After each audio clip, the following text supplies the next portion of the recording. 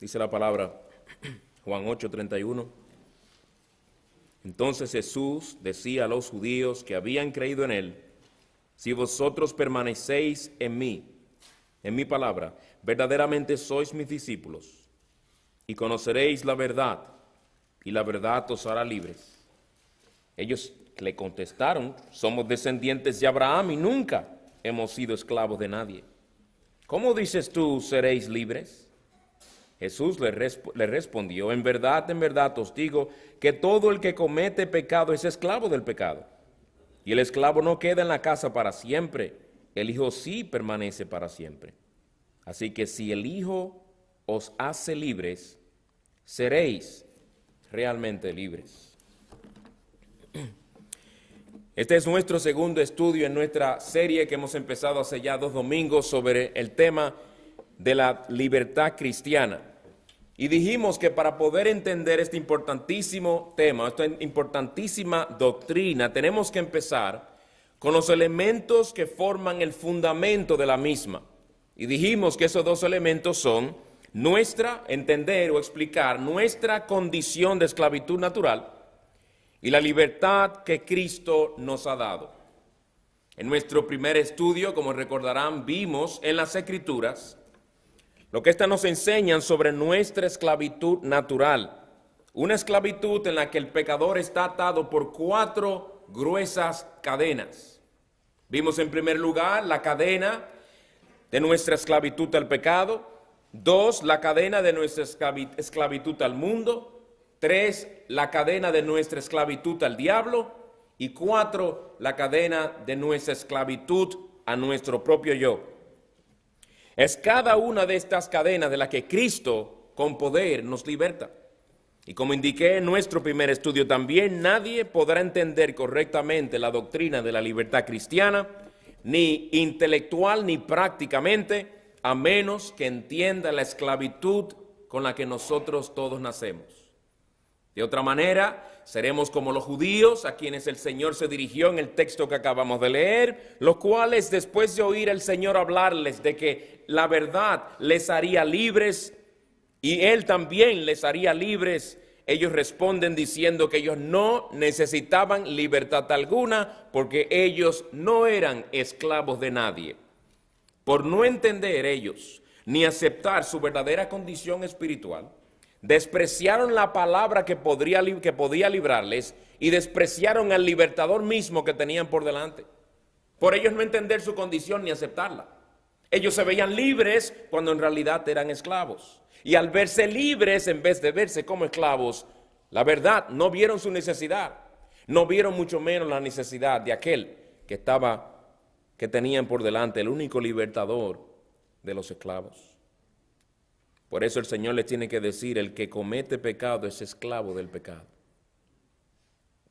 De ahí que uno se pregunta: ¿cómo puede una persona hablar de su libertad en Cristo para hacer ciertas cosas cuando en realidad Cristo no le ha libertado de su verdadera esclavitud espiritual? ¿Cómo va a entender de lo que está hablando? No lo puede entender. Su misma conducta muestra que todavía están bien atados a las cadenas del pecado, las cadenas del mundo, la cadena del diablo y la cadena de su propio yo. Bien, ya que entendemos, hermanos y amigos, nuestra verdadera condición natural, que estudiamos hace 2 domingos, lo que llamamos nuestra esclavitud en Adán, veamos ahora la liberación que Cristo ha obrado en los verdaderos creyentes. Hoy solo tendremos tiempo para ver 2 aspectos de esta liberación y el domingo próximo, con la ayuda del Señor, estaremos viendo otros aspectos más de la misma. Pero antes de empezar, quisiera señalar que es muy importante el que entendamos que cuando Cristo liberta a un esclavo, tal liberación es real y práctica y no únicamente intelectual. En otras palabras, un pecador no es libertado del pecado, del mundo, del diablo y de su propio yo, por simplemente aceptar intelectualmente que Cristo hizo todas esas cosas por él. Nadie va a ser libertado de su pecado, de su esclavitud por simplemente decir, yo acepto que Cristo murió para librar a pecadores de su esclavitud. Nadie es salvo ni liberado de su esclavitud por simplemente aceptar una realidad o cierta información que la Escritura da. Es más de ahí, hermanos. Más bien, Cristo liberta al esclavo literalmente quebrantando las cadenas o el poder esclavizante que el pecado, el mundo, el diablo y el yo ejerce sobre el pecador. Es un quebrantamiento real y un quebrantamiento que experimenta el pecador al ser libertado. Se ve en la transformación de su vida. Se ve en el cambio que el Señor obra. Se ve obviamente al ver la vida de ese individuo que él ya no es un esclavo al pecado, al mundo, al diablo y a su propio yo. El que está en Cristo nueva criatura es. Hay cambios y son obvios esos cambios. Es una liberación real, no posicional o simbólica. De modo que después de que terminemos nuestro estudio en esta noche, tú podrás examinarte a la luz de lo que habremos visto y podrás determinar si en verdad tú has sido libertado de tu esclavitud o todavía tú arrastras tus cadenas. Analízate a la luz de lo que vamos a estar viendo, porque te incumbe muchísimo saber si tú todavía estás arrastrando cadenas o tú has sido en verdad libertado por completo de tu esclavitud. Pues veamos en esta noche, o empecemos a ver más bien, nuestra verdadera condición, nuestra verdadera libertad en Cristo. Nuestra verdadera libertad en Cristo. Y lo primero que quisiera explicar es, ¿qué quiere decir la frase en Cristo? Es una frase que encontramos muchas veces en el Nuevo Testamento, especialmente en las epístolas paulinas. En Cristo. ¿Qué es eso? Es una expresión muy importante. Vayamos primero a Efesios capítulo 1 y tengan sus Biblias en mano porque vamos a usarlas mucho. Especialmente estaremos deteniéndonos mucho en la epístola a los Romanos. Pero empecemos con Efesios capítulo 1 para que podamos explicar lo que significa en Cristo, ya que estaremos hablando de nuestra libertad en Cristo. A veces usamos esa frase y ni sabemos bien lo que estamos diciendo. Efesios capítulo 1. Después del apóstol Pablo presentarse como apóstol del Señor Jesucristo en el versículo 1 de esta epístola, luego de dar su saludo muy típico en el versículo 2, pasa a exaltar la gracia y gloria del Señor manifestada en la creación, remontándose a la eternidad, hermanos, para mostrarnos la gloria y de la gracia del Señor, y empieza alabando su nombre a través, en el versículo 3, y oigan lo que dice.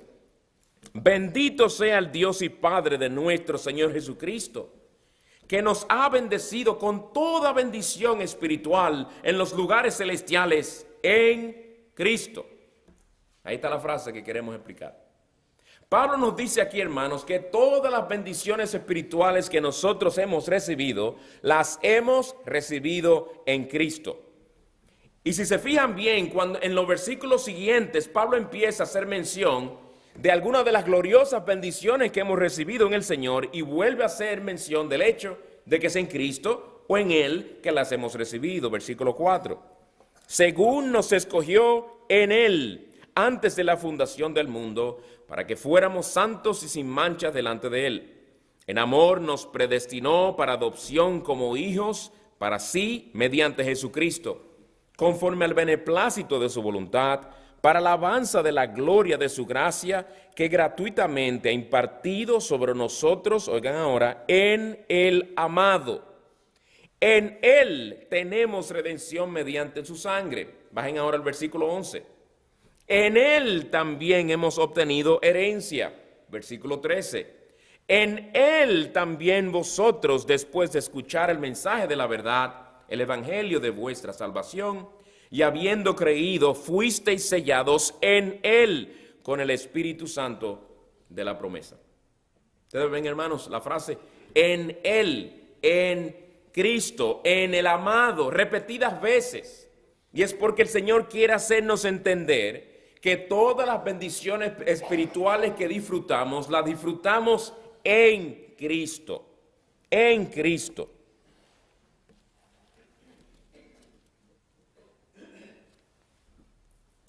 Porque cuando el Señor nos bendijo, hermanos, con todas estas bendiciones, no fue como si el Señor introdujera su mano, y permítame hablar de esa manera en términos humanos, introdujera su mano en la fuente y de allí sacara, déjame bendecirlos con la adopción, déjame bendecirlos con la justificación por la fe, déjame bendecirlos y empezar a esparcir bendiciones una tras otras. Él más bien con la expresión en Cristo nos está dando la idea de que es como si Él nos hubiera tomado y nos hubiera sumergido en la fuente misma, que es Jesús. Es en Él que hemos recibido todas esas bendiciones. Algo de lo cual Pablo también habla, los corintios no tienen que buscarlo en su primera epístola, capítulo 1, versículos 30 y 31, donde dice, mas por obra suya estáis vosotros en Cristo, el cual se hizo para nosotros sabiduría de Dios y justificación y santificación y redención, etc. En Gálatas 3:27 también dice, porque todos los que fuisteis bautizados en Cristo, de Cristo os habéis revestido. Hermanos, solo en las epístolas paulinas se encuentra la frase en Cristo, en Él, en el amado, más o menos como unas 150 veces. Son muchas veces. Y hay un énfasis ahí, hermanos. Eso es esencial. Todo lo que el pecador recibe es en Cristo que lo recibe. Es en Cristo que se rompen las cadenas de la esclavitud. Es una esclavitud en Cristo. Es solo por medio de Cristo y en Cristo que podemos ser verdaderamente libres. Es esta unión es una unión que lleva a cabo el Espíritu Santo por medio de su obra poderosa. Es por medio del Espíritu que somos unidos a Cristo por la fe. Por eso en Romanos 8, si van conmigo, Romanos capítulo 8, y le voy a pedir que ya que están en Romanos, quédense en Romanos, que vamos a ir a Romanos varias veces. Los otros textos los voy a leer, porque vamos a estar un buen tiempo en la epístola a los Romanos. Romanos capítulo 8.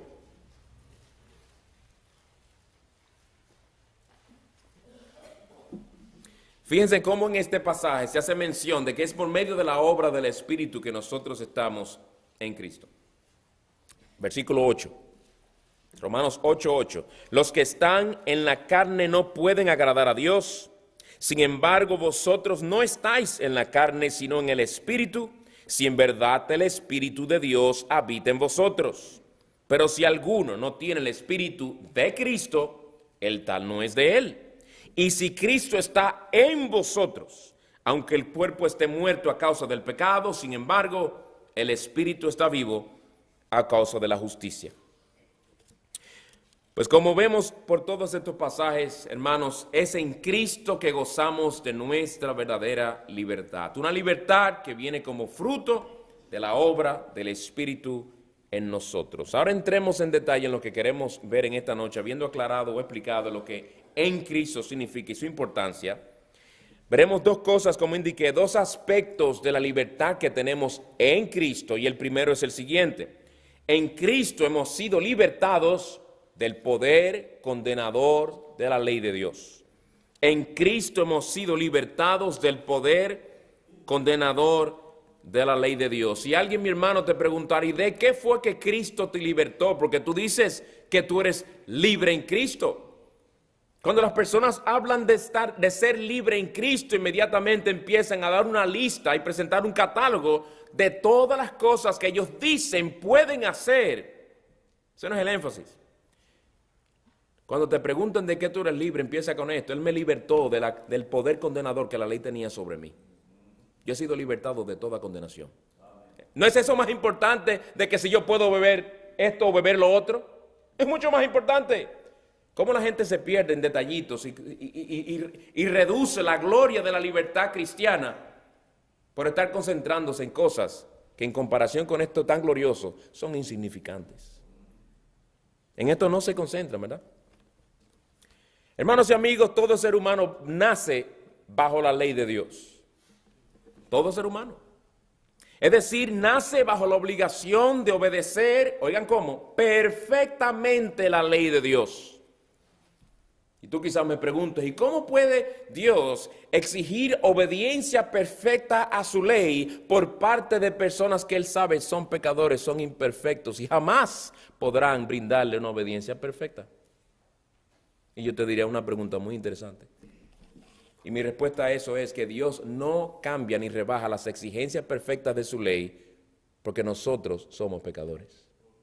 Él hizo al hombre ¿cómo? Él hizo al hombre perfecto, Él hizo al hombre con la capacidad de obedecer su ley perfectamente. El hombre cayó en pecado. Ahora que el hombre cayó en pecado, ¿va Dios a rebajar las exigencias de su ley? Dios no puede negarse a sí mismo.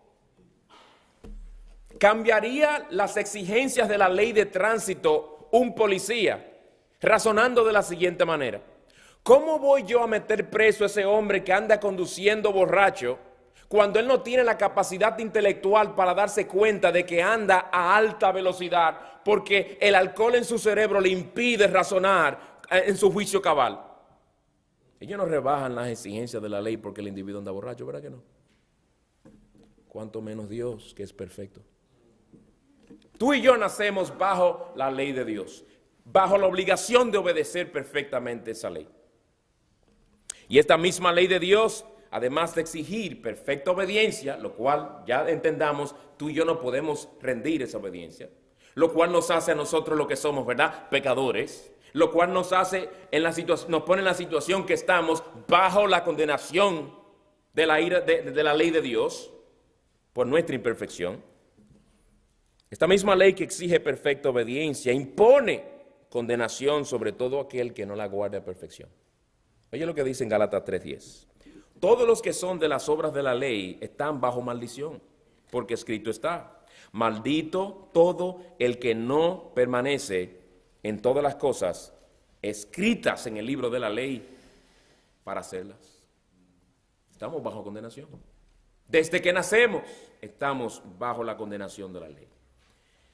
Sin embargo, ¿qué hace Dios cuando el pecador echa todo el peso de su alma, con cadenas y todo, y confía en el único libertador, el Señor Jesucristo? ¿Qué hace Dios con ese pecador? ¿Qué hace Dios con esa condenación que ese pecador merece? Dios lo declara libre del poder condenador que la ley tenía sobre él por haber confiado en Cristo para salvación y haberse arrepentido de sus pecados. Y lo hace, obviamente, en base a lo que Cristo hizo en la cruz del Calvario. Si están todavía con Romanos ahí, Romanos capítulo 8, vayamos al versículo 1. Oigan cómo esta verdad se nos revela con toda claridad. Romanos 8:1, que ya el pastor Piñero leyó. Por consiguiente, no hay ahora condenación para los que están en Cristo Jesús. Más claro que el agua, ¿verdad? Primero fíjense de quiénes es que se dice esto. Para los que están en Cristo Jesús. ¿Para quiénes es que no hay condenación? Es bien claro, para los que están en Cristo Jesús. No dice para aquellos que fueron criados en un hogar cristiano. No dice para aquellos que son personas buenas generalmente hablando porque no le han hecho mal a nadie. No dice para aquellos que con frecuencia visitan a una iglesia cristiana. Dice únicamente que son los que están en Cristo Jesús. No, yo estuve en Cristo Jesús. No. O tú estás o no estás. El asunto de estar en Cristo Jesús no es como la membresía de un club, que uno se hace miembro, deja la membresía y vuelve otra vez a ser miembro, empieza a pagar otra vez, luego se sale. O tú eres salvo o tú no eres salvo. O estás en Cristo o no estás en Cristo. Dice aquí que el que no está bajo condenación es aquel que está en Cristo Jesús. Pero también escuchen, ¿cuándo es que dice el texto que nosotros los creyentes podemos disfrutar de esta bendición de no estar bajo condenación?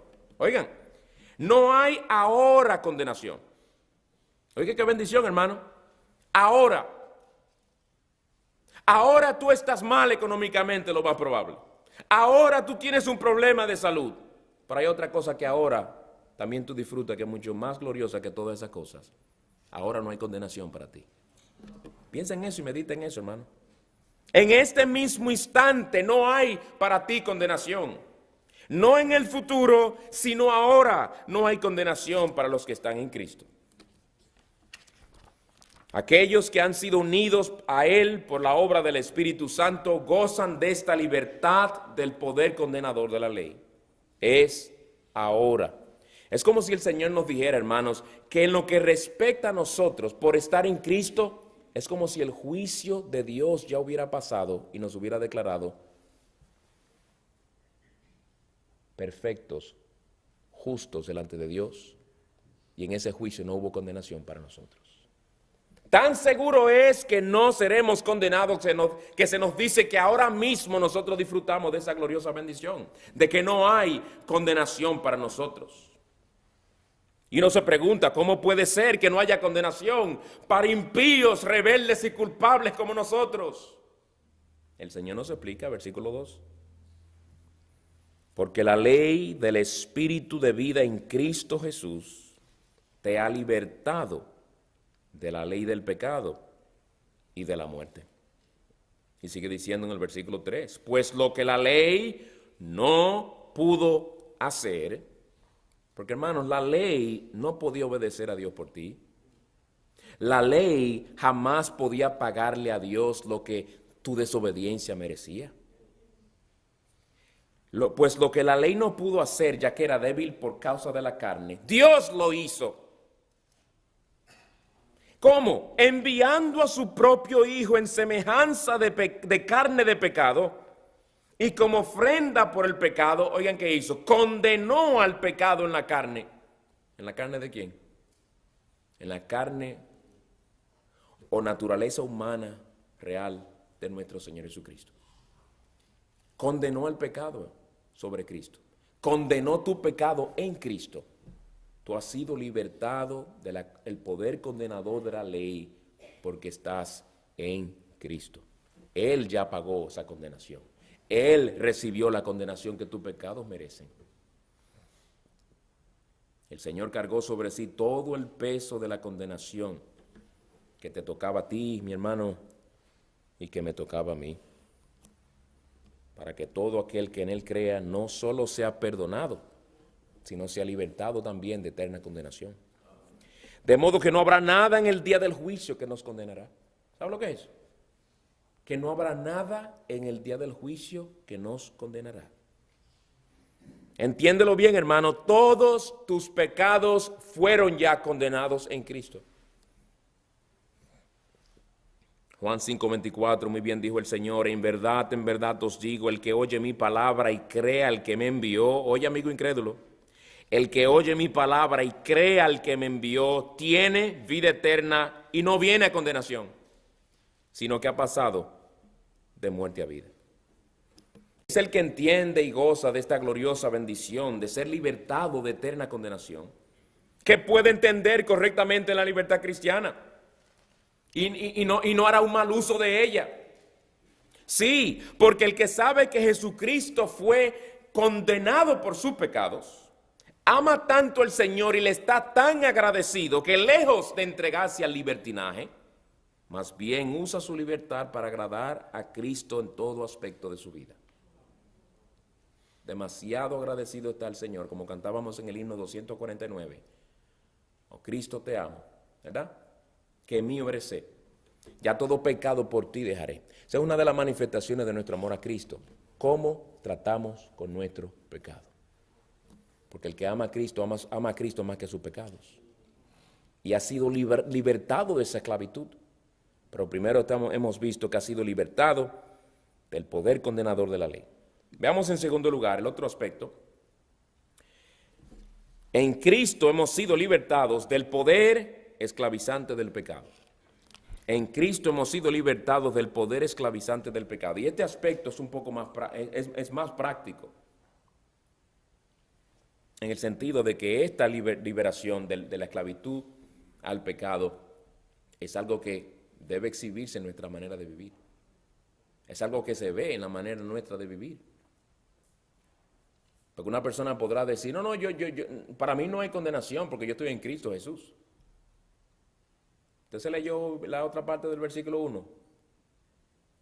Ninguna condenación hay para los que están en Cristo Jesús, los que no andan conforme a la carne, sino conforme al Espíritu. No se le pierde ese pedacito. ¿Ok? Pues veamos entonces en segundo lugar, en Cristo hemos sido libertados del poder esclavizante del pecado. Hermanos, eso no quiere decir que hemos sido libertados de la presencia del pecado en nosotros o de las tentaciones del pecado. Si dijéramos eso, creyéramos eso, según el apóstol Juan en su primera epístola, nos dice que fuéramos unos mentirosos y no conociéramos a Dios. A pesar de que esa esclavitud ha sido quebrantada, todavía el pecado sigue presente en nosotros. No con el mismo poder, pero es una realidad latente ahí, ¿verdad? Pero de lo que sí hemos sido libertados es de su poder esclavizante. Vayamos ahora a Romanos capítulo 6. Como les dije que estaríamos allí gran parte del tiempo.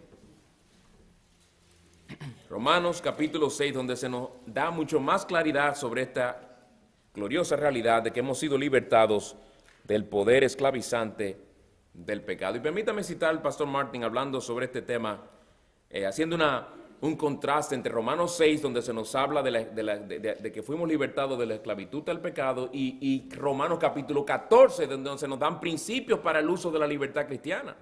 Dice él, cito, si lo que Pablo dice en Romanos 6 no es una realidad en ti, no vayas a Romanos 14 para hablar de la libertad cristiana. Pablo da por sentado que para aquellos a los que les da principios sobre cómo usar su libertad cristiana en Romanos 14, lo que dice Romanos 6 es en ellos una realidad. Se lo da por sentado.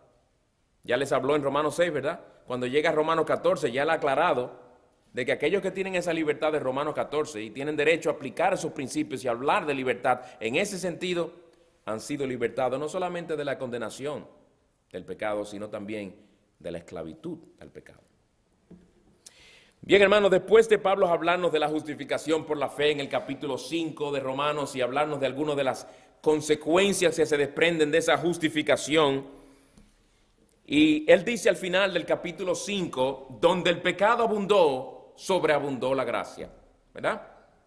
Y quiere decir que mientras más se manifiesta el pecado, mucho más abunda la gracia de Dios en Cristo. Eso lo hemos visto en nuestras propias vidas, ¿verdad? Pero Pablo se detiene y anticipando una pregunta que puede que los romanos le fueran a hacer, él dice en el capítulo 6, versículo 1, ¿qué diremos entonces? ¿Continuaremos en pecado para que la gracia abunde? Está anticipando una pregunta, ¿verdad? En otras palabras, ya que hemos sido salvos por gracia y lo que nosotros hacemos ni nos salva ni nos quita la salvación, ¿nos entregamos entonces a nuestro pecado para darle a Dios la oportunidad de manifestar la gloria de su gracia? ¿Qué razonamiento? Ese es un razonamiento antibíblico, ¿verdad? Pero él hace la pregunta para que nadie se confunda, o por si acaso alguien presentara esa pregunta. Y él responde en el versículo 2, básicamente diciendo, obviamente no.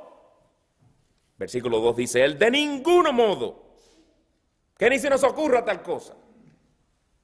Y en lo que Pablo sigue diciendo después de esto, explica por qué no puede ser así. ¿Por qué es que un cristiano no razona de la siguiente manera? Bueno, si yo he sido librado de condenación, todos mis pecados han sido perdonados, y yo puedo contar con que cuando muera, voy a ir ante la presencia del Señor y estaré con Él para siempre en gloria. Entonces yo puedo entregarme mi pecado. Pablo va a explicar por qué un cristiano verdadero no razona de esa manera. O el hipócrita sí. O el hipócrita sí razona de esa manera. El hipócrita sí se entrega a su pecado justificándolo con esos argumentos que no son bíblicos. Porque el hipócrita siempre buscará algún argumento, alguna justificación con tal de ponerle un tapón a la boca de su conciencia para que la conciencia no le acuse. Dice Pablo, la explicación que Pablo nos da de por qué esto no puede ser así, la da haciendo uso de dos figuras. De los versículos 2 al 14 nos presenta nuestra unión en la muerte, sepultura y resurrección del Señor Jesucristo. Y la idea es que si hemos muerto al pecado, ¿cómo vamos a continuar viviendo en él, verdad? Y de los versículos 15 al 22 nos habla de cómo hemos sido libertados de la esclavitud al pecado como otra razón de por qué el que ha sido verdaderamente salvo no puede volver a vivir en pecado como antes. Y en este pasaje Pablo nos demuestra que todos nosotros somos esclavos de alguien, o del pecado o de Cristo. Ese es su énfasis. Veamos entonces los argumentos que Pablo nos presenta aquí por medio de estas dos figuras. Empezando otra vez con el capítulo 6, versículo 1. ¿Qué diremos entonces? ¿Continuaremos en pecado para que la gracia abunde? De ningún modo. Nosotros que hemos muerto al pecado, ¿cómo viviremos aún en él? Pablo nos dice lo siguiente. Si con relación al pecado y a su dominio ustedes están muertos, ¿cómo puede un hombre muerto vivir en el mundo del que salió por medio de la muerte? Ese es el argumento que le está usando. Tú y yo estamos aquí en esta noche porque estamos vivos, obviamente, ¿verdad? Pero si nosotros morimos hoy, no tendremos nada más que ver con este mundo. Ya no seremos esposos de nadie, padre de nadie, hermano de nadie, ni amigos de nadie. Nuestra relación con este mundo cesará inmediatamente.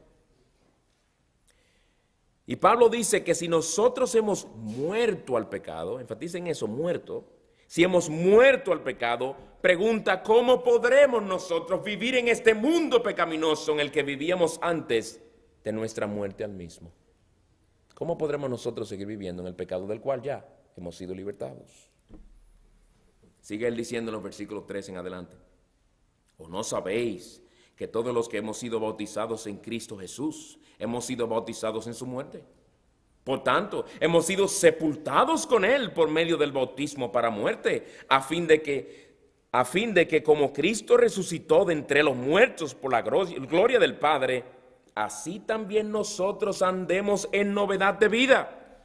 Porque si hemos sido unidos a él en la semejanza de su muerte, ciertamente lo seremos también en la semejanza de su resurrección, sabiendo esto, que nuestro viejo hombre fue crucificado con él, para que nuestro cuerpo de pecado fuera destruido, a fin de que ya no seamos esclavos del pecado.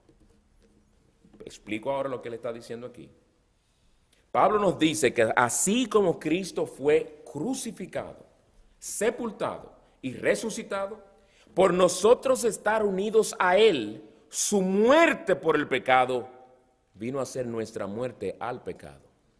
Su resurrección para vida vino a ser nuestra resurrección para andar en novedad de vida. ¿Para qué? Para andar en novedad de vida.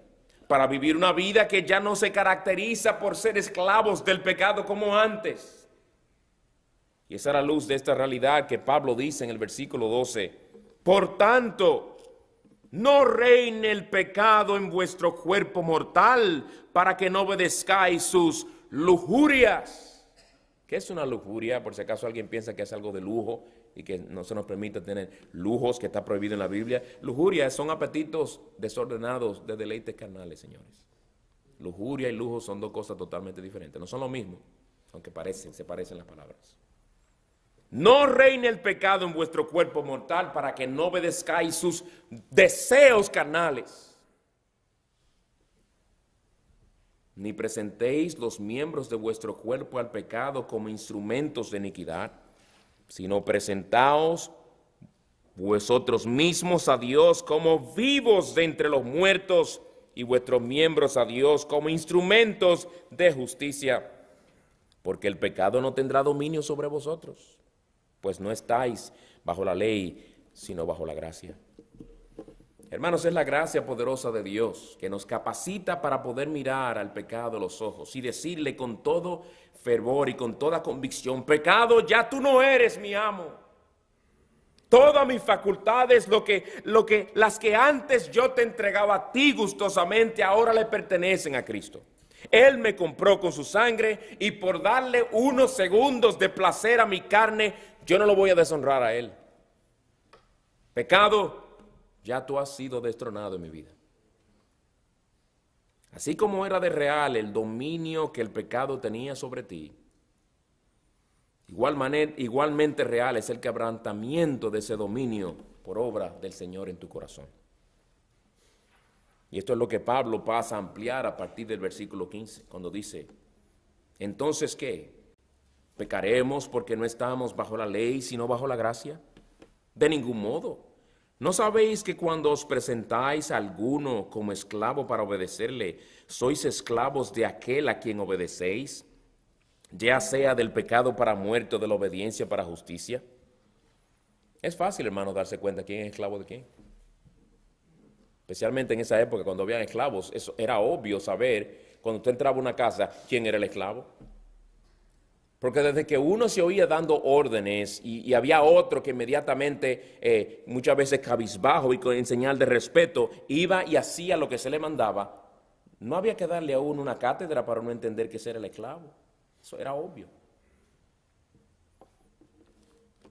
Pablo aquí nos dice, hermanos, que nosotros solo podemos ser esclavos de uno de dos amos.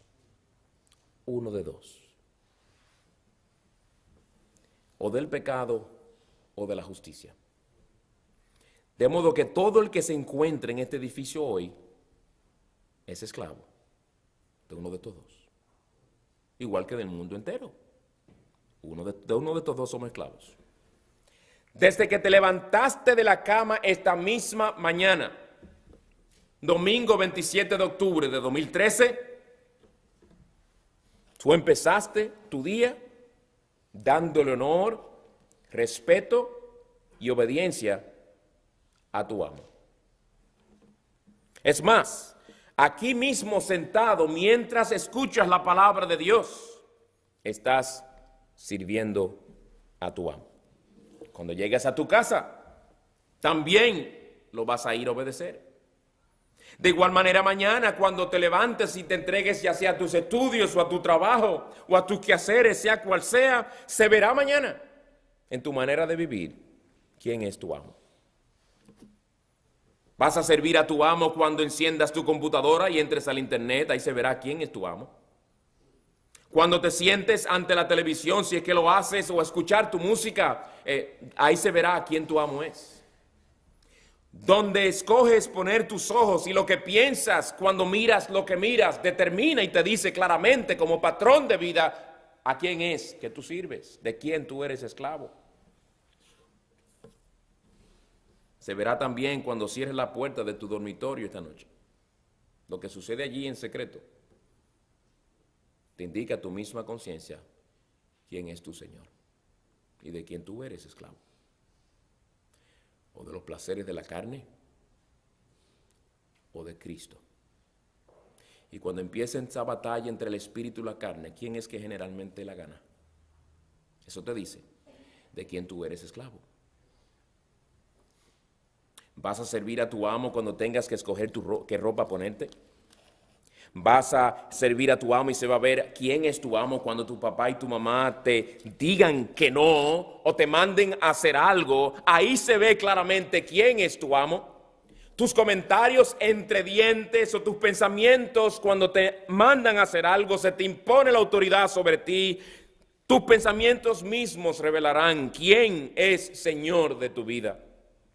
En todas estas cosas se verá si eres esclavo del pecado o esclavo de Cristo. Y qué bendición es la de muchos de nosotros reunidos aquí, que podemos decir lo que dice Pablo en el versículo 17. Sigan leyendo. Pero gracias a Dios, que aunque erais esclavos del pecado, os hicisteis obedientes de corazón a aquella forma de doctrina a la que fuisteis entregados. Dice que nos hicimos obedientes de corazón, lo cual parece hacer referencia a la fe y el arrepentimiento, a la conversión. ¿Y a qué fue que fuimos obedientes? Dice, aquella forma de doctrina a la que fuisteis entregados. Fíjense que no dice, qué curioso, que no dice aquella forma de doctrina que se os entregó, sino la forma de doctrina a la que fuisteis entregados. Vosotros fuisteis los objetos de esa obra poderosa de Dios. Dios tomó la iniciativa. Eso es lo que nos está diciendo, hermanos. Fuimos entregados a esa doctrina, ese mensaje, esa enseñanza gloriosa del Evangelio de Cristo. ¿Y qué sucede después? Versículo 18. Y habiendo sido libertados del pecado, os habéis hecho siervos de la justicia. Hablo en términos humanos por causa de la debilidad de vuestra carne. Porque de la manera en que presentasteis vuestros miembros como esclavos a la impureza y a la iniquidad, para iniquidad, así ahora presentad vuestros miembros como esclavos a la justicia para santificación. Porque cuando erais esclavos del pecado, erais libres en cuanto a la justicia. Oigan bien esa última parte. Cuando erais esclavos del pecado, erais libres en cuanto a la justicia. ¿Qué quiere decir eso? Que nosotros no teníamos obligación para con la justicia de Dios, para con la ley de Dios éramos libres. No en realidad, sino que así actuábamos nosotros. Esa es la idea. Cuando el Señor nos mandaba por su palabra hacer algo, o nos daba a conocer su voluntad en algo, nosotros le decíamos, es a mí que tú me hablas. Perdón, fue a mí que tú me hablaste. Porque tú no tienes nada que ver conmigo, tú no eres mi amo es ese, el pecado. Es a él que yo sirvo. Tú no tienes nada que decirme a mí. La misma actitud que tú, mi amigo pecador, inconverso en esta noche, tienes para con Dios cada día de tu vida. Tú conoces la palabra de Dios, tú conoces lo que Él exige de ti, tú conoces las cosas que Él prohíbe. ¿Cómo reaccionas tú ante su autoridad? Como si no tuviera nada que ver contigo. Como si tú le dijeras a Dios en cuanto a ti, en cuanto a tu autoridad, no, yo estoy libre de eso, yo soy esclavo de otro. Y es la realidad, tú eres esclavo de otro, pero de Él tú no estás libre, de Dios tú no estás libre. Y miren que sigue diciendo el versículo 21. ¿Qué fruto teníais entonces en aquellas cosas de las cuales ahora os avergonzáis? Porque el fin de esas cosas es muerte. Señores, entiendan algo bien claro. Una de las marcas distintivas de una verdadera conversión es que uno se avergüenza de su antigua manera de vivir. ¿Ustedes oyeron la pregunta del versículo 21 bien? ¿Qué fruto ustedes tenían cuando en aquellas cosas de las cuales ahora se avergüenzan? Da por sentado que el cristiano se avergüenza de los pecados en los cuales vivía. Cuando antes vivía como esclavo del pecado, él se gloriaba de aquello que debió haberle causado vergüenza. ¿Cómo cuentan los fornicarios las diferentes mujeres que han tenido con tanta arrogancia y jactancia, verdad? Como si fuera una colección que tuvieran. ¿Cómo cuentan con tanta jactancia aquel que se gloría en sus mentiras y los beneficios que sus mentiras le han logrado? Así vive el impío. El creyente no, el creyente se avergüenza de su antigua manera de vivir. Versículo 22, pero ahora en cambio, habiendo sido libertados del pecado y hechos siervos de Dios, tenéis por vuestro fruto la santificación y como resultado la vida eterna. Oigan estas tres cosas que menciona Pablo en este versículo. Uno, un cambio de amo. Habiendo sido libertados del pecado y hechos siervos de Dios. Un cambio de amo. Dos, un cambio de vida. Tenéis por vuestro fruto la santificación. Cambio de destino eterno. Y como resultado, la vida eterna. ¿Cómo era antes? Qué diferente, ¿verdad? Un cambio de amo, hermanos, porque nosotros antes éramos esclavos del pecado. Cambio de vida porque antes vivíamos para el pecado. Cambio de destino eterno porque antes nos dirigíamos sin parar rumbo a condenación eterna. Pero ahora hablamos de vida eterna. Y hermanos, en esto debemos decir lo que Dios ha unido, que nadie lo separe, ¿verdad? Oigan qué relación tan estrecha tienen estas tres cosas que él menciona en el versículo 22. Ninguna persona puede hablar de vida eterna si no exhibe en su diario vivir una vida de santidad, según se habla aquí en el versículo 22. Y una persona no puede hablar de una vida de santidad a menos que pueda hablar también de que ha habido un cambio de amo. Hay una relación estrecha entre estas cosas. ¿Saben lo que es preocupante? Aquellas personas que nunca han experimentado un cambio de amo y que no manifiestan ni en lo más mínimo un interés por mantener una vida de santidad y de obediencia a Cristo, y que hablan a la misma vez de que van para el cielo, mientras tanto viven ejerciendo su libertad cristiana. No hay señales de santidad, no hay señales de un cambio de vida. No me hables de libertad cristiana a mí en cuanto a asuntos como la música, por ejemplo, el vestir y demás actividades, si tú todavía eres un esclavo de tus pecados y no estás viviendo una vida de santidad. Porque solamente así es que cuando tú realmente ya el Señor te libre de esa esclavitud al pecado y tú andes en una vida de santidad, no va a haber tanto problema con el asunto de ejercer tu libertad cristiana, porque tú vas a escoger lo que es santo. Y tú vas a escoger lo que agrada a tu nuevo amo. ¿Ven la diferencia? Porque un cristiano ya no vive bajo el dominio del pecado. Un cristiano que ya no vive bajo el dominio de su pecado y que anda en santidad, que odia al pecado en cualquier forma que lo encuentre, jamás, por ejemplo, simplemente por mencionar un ejemplo, jamás podrá disfrutar de canciones seculares en las que se celebre la fornicación o se celebre o acepte la vida mundana que desprecia a Dios como si fuera algo normal y aceptable. Para que tú sepas, sí, el tipo de música que tú escoges revela algo de tu corazón. Yo tengo libertad. Analiza bien y entiende bien lo que es la libertad cristiana. Mira lo que estamos estudiando. Para tú hablar de libertad cristiana, el que tiene la bendición y el privilegio de gozar de libertad cristiana, primero debió haber sido librado de condenación eterna y luego debió haber sido también librado de la esclavitud del pecado. Si tú fuiste libertado de la esclavitud del pecado y por lo tanto, por implicación también, tienes ahora un nuevo amo, eso implica que tú amas a Cristo, que tú vives para su gloria, que tú vives para agradarle en todo. Y tú no te vas a exponer a oír y a dejar que entren por tus oídos y den vueltas en tu mente canciones cuya letra exaltan el placer carnal, cuyas letras exaltan relaciones ilícitas, cuyas letras exaltan el yo, cuyas letras exaltan al ser humano por encima de Dios, cuyas letras pisotean la palabra de Dios y los principios de las Escrituras.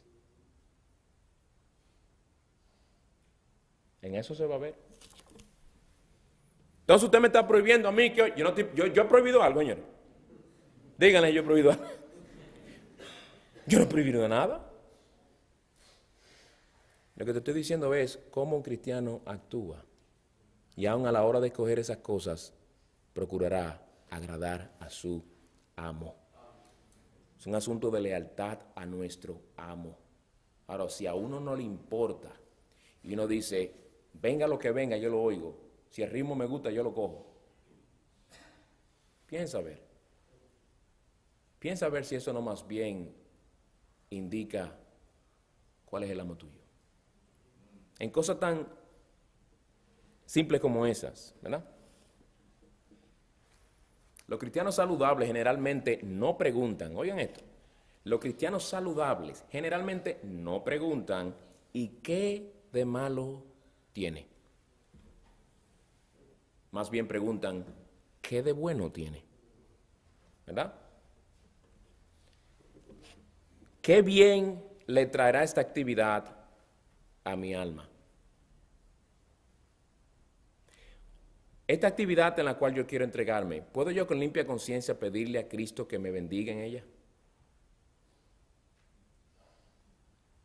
Si el Señor Jesucristo estuviera físicamente aquí, esta actividad que yo quiero, en la que yo quiero participar, ¿podría yo decirle, Señor, acompáñame y ven a estar conmigo mientras yo hago eso? Y tú dirás, wow, si Él estuviera aquí, wow, pero es que Él está aquí. Es que donde quiera que tú estás, Él está ahí, Señor. El Señor está ahí, o se te olvida. ¿Ven cómo se nos olvida? El Señor ha estado ahí todo ese tiempo. El Señor siempre ha estado ahí y siempre está ahí mirándonos. ¿Me va a edificar esto? ¿Puedo hacer esto con una buena conciencia? ¿Puedo pedir la bendición de mi Señor al respecto? El cristiano procura hacer lo que él tiene la libertad de hacer, pero siempre con el deseo de estar seguro de que lo que va a hacer va a glorificar a Dios. y si le va a mostrar al que mira que él ya no es un esclavo del mundo, del pecado, del diablo y de su propio yo, sino de Cristo. Te pregunto, ¿hay alguna diferencia entre tú y tus compañeros de trabajo incrédulos, por ejemplo? Si tú eres un creyente, debe haberla, ¿verdad? Debe haberla. Se preguntan ellos, ¿por qué, a diferencia de algunos de ellos, tú no andas siempre amargado, sino que se ve cierto espíritu de alegría, de gozo? Se preguntan ellos eso. Porque si se lo preguntan y se acercan a ti a preguntarte, qué bueno poderle decir, mi amigo, es que lo que dice Romanos 8:1, solamente con eso es razón para yo estar gozoso todo el día. Que no hay condenación para mí. Que no hay condenación para mí. Sí, tú no necesitas cigarrillo para sentirte bien, mi hermano. ¿Tú no sabías eso? No, tú no necesitas estar fumando y chupando humo. ¿Para qué? Tú fuiste liberado de condenación eterna. Tú no necesitas calmar tus nervios chupando humo. Matándote poco a poco, calcinándote los pulmones.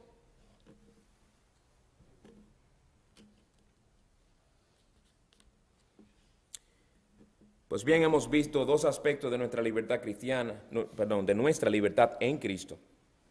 Una, en Cristo hemos sido libertados del poder condenador de la ley de Dios. Y dos, en Cristo hemos sido libertados del poder esclavizante del pecado. Permíteme concluir haciéndote una pregunta. ¿Eres libre? Muchos hablan de libertad en Cristo, pero ¿eres tú libre? O déjame hacerte la pregunta de otra manera. Aunque tú no lo sabes, pero ciertamente esta noche puede ser el momento en el que tu corazón lata por última vez. Yo no lo sé, ni tú lo sabes tampoco. Es decir, que tú no me puedes decir, no va a pasar, porque no lo sabemos, ¿verdad? Ni te atrevas a decir que no va a pasar, porque realmente no lo sabemos. Pero en cuanto a posibilidad, es posible. Es posible que esta sea la noche en la que tu corazón lata por última vez y partas a la eternidad. Mi pregunta es esta. Sabiendo esa realidad de que puede ocurrir en cualquier momento, ¿te atreves tú a acostarte todas las noches? Confiado, plenamente confiado, porque tienes evidencia de ello, de que para ti no va a haber condenación si tú partes a la presencia de Dios. No es que si el versículo suena bonito, no es que si sería lindo que se aplique a ti, que si por lo que tú has visto que Cristo ha hecho en tu vida, es evidente de que tú eres uno de esos que no andan conforme a la carne, sino conforme al Espíritu, de quienes dice Romanos 8:1, que para ellos no hay condenación. ¿Eres libre del poder condenador de la ley de Dios? ¿O cada segundo, minuto, hora y día de tu existencia vives bajo la condenación de esa ley?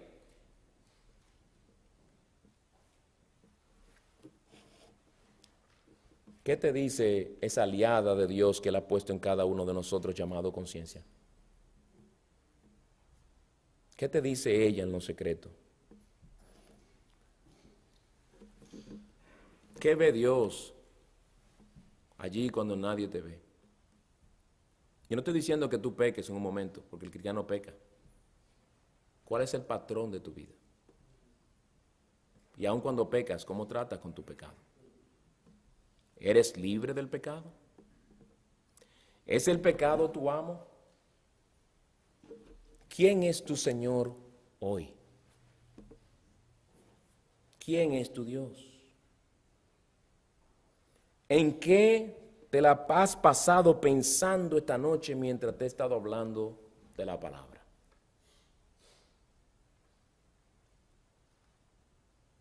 ¿Quieres que te ayude a saber quién es tu Dios? No es la única manera, pero una de las maneras es esta. ¿Qué es lo que más te enoja cuando se te quita o no se te permite disfrutar? Es decir, ¿qué es lo que más tú añoras y deseas con todas las fibras de tu alma? que cuando se te impide tener, ¡ay, cómo te enfureces!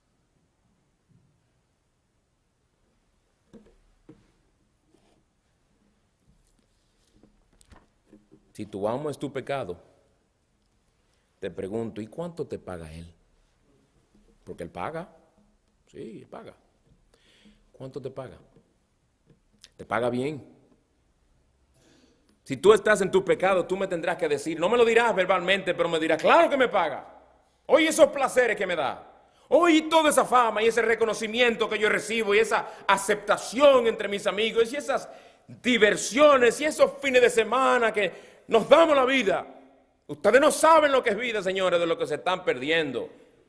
Dejen a la juventud gozar de la vida y luego está bien a los 40, 50, métanse evangélicos, pero dejen a esa juventud gozar la vida. No le tronchen su vida, no los castren. Déjenlo disfrutar de los placeres de la vida, que solamente se vive una sola vez. ¿Qué plan de retiro te ofrece tu amo? Es decir, cuando ya tú mueras, ¿qué te tiene preparado? Yo te voy a decir qué te tiene preparado. Si tienes tu Biblia todavía en Romanos 8, mira el versículo 23. En Romanos 6, perdón. Romanos 6.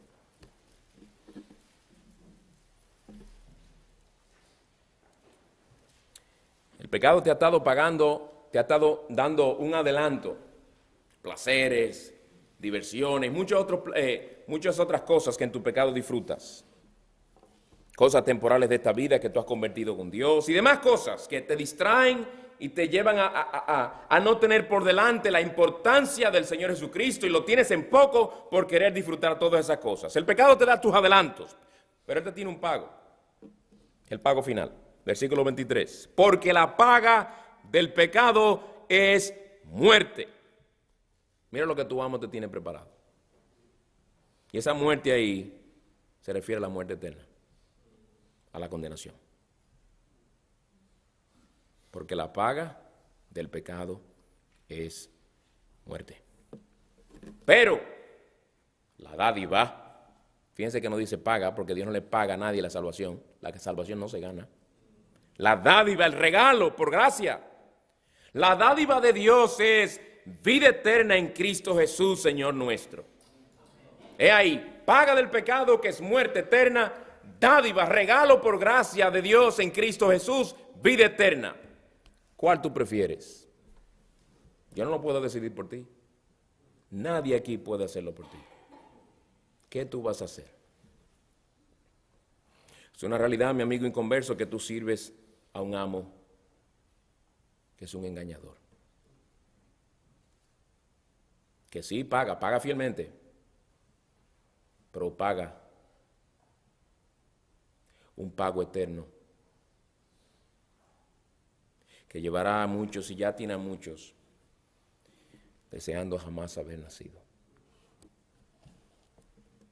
Pero a pesar de tu pecado, a pesar de que estás bajo la condenación de la ley de Dios, donde abundó el pecado, sobreabundó la gracia. Y de ahí que te habla aquí este mismo texto. Pero la dádiva de Dios es vida eterna en Cristo Jesús. Es cuando tú ves la grandeza de tu pecado, tu problema con Dios, y tú lo entiendes como debes entender, lo que tú entiendes entonces lo grande que es el que Dios esté hablando de dádiva aquí. El que Dios esté hablando de darte lo que es totalmente opuesto a lo que tú mereces. El que Dios esté hablando de darte vida eterna en Cristo Jesús. El Cristo a quien tú tienes en poco. El Cristo para quien, que para ti no importa nada. El Cristo que no vale nada. El Señor te llama, mi amigo, a la fe y al arrepentimiento para darte verdadera salvación. Y oíste bien lo que se ofrece. El poderte liberarte a ti de la condenación de la ley. El liberarte a ti de la esclavitud al pecado.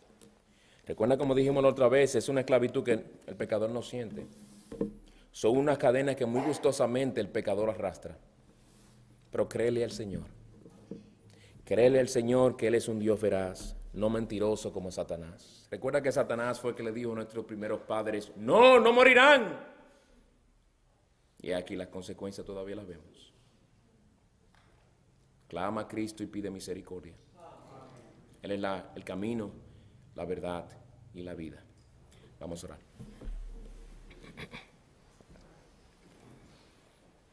Señor, te damos gracias por tu misericordia en Cristo, por habernos libertado de eterna condenación, por habernos libertado también de ese amo,